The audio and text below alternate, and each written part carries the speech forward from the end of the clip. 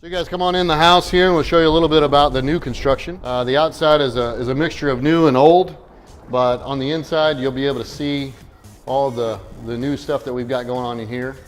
We obviously raised these ceilings up and then highlighted that with a lot of beams, distressed beams, brought in some shiplap siding, and then you can see kind of tried to stick with the way that we used to do the moldings around the windows in the olden days back in the 40s and 50s.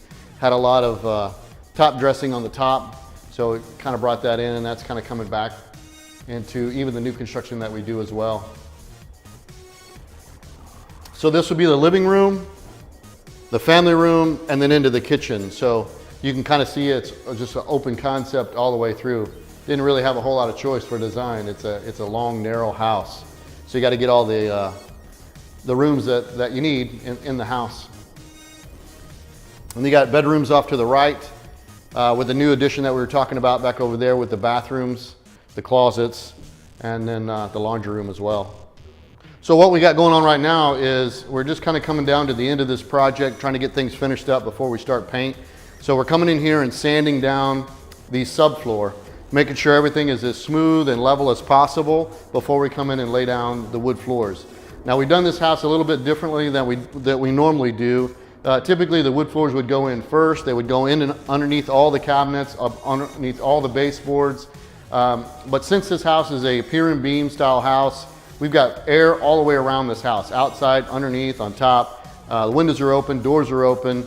So you get a lot of moisture this time of year that can come in and settle on the wood floor. So if we were to put the wood floors in first, then come in and put the cabinets and the trim and all that kind of stuff, those wood floors would be exposed for probably anywhere from 90 to 120 days with that moisture being able to set on top of it.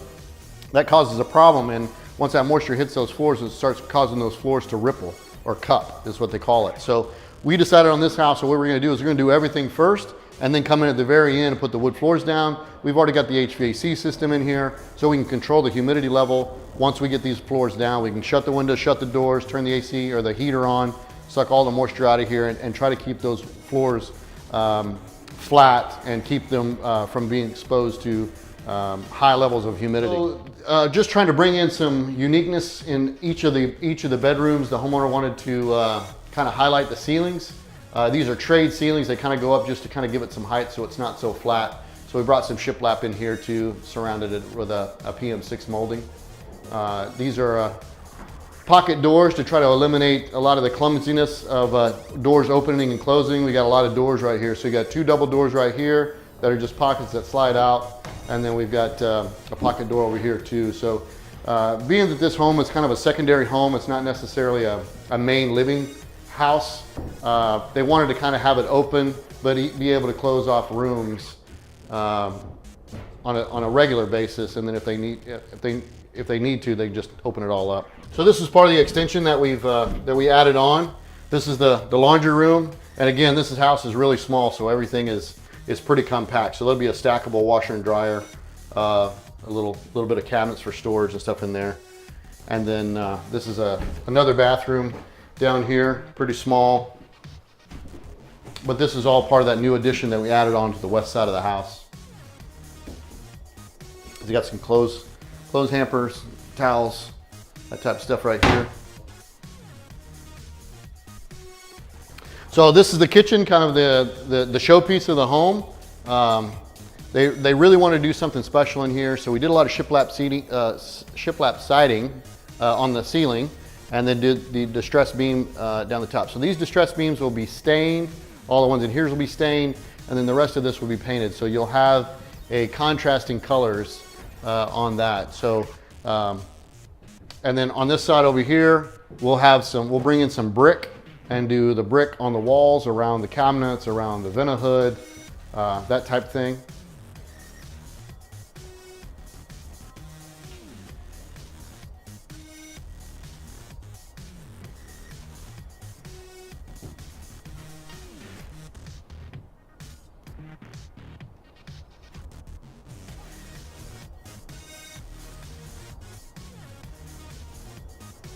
Being that there's no pantry in this kitchen, we really had to sit here with the cabinet guy and try to figure out where are you going to put the food.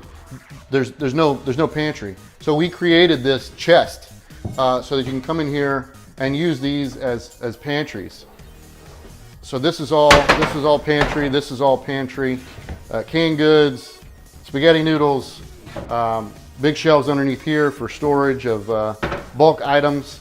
So we created this pantry that would be right in the center of the kitchen. It's kind of more of a, I guess, a food chest, being that there's not really a standard pantry of a little closet in the kitchen.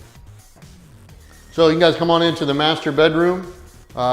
This is not a master that we would normally build in a big 6,000 square foot house, but it's kind of unique to this home. It is the master ensuite bathroom, but as in everything else in this house, it's really compact. So it's a smaller version of a master, but it is the master. So this project is, I say we're wrapping up. We're wrapping up to the extent that we're getting ready to get these floors leveled out, get those in, and get the paint going in. Once the paint is in, then we can come back in and put the finishing touches on the inside. As far as the outside goes, we still got a lot of work to do on the outside. We've got to redo the front porch area, add some uniqueness out there that was kind of unique to that time period that we're trying to get back to. So we've got some stuff to do out there, some stuff to do with the driveways and the landscaping and that type of thing. So we probably still got another 3 to 4 months to work on this project.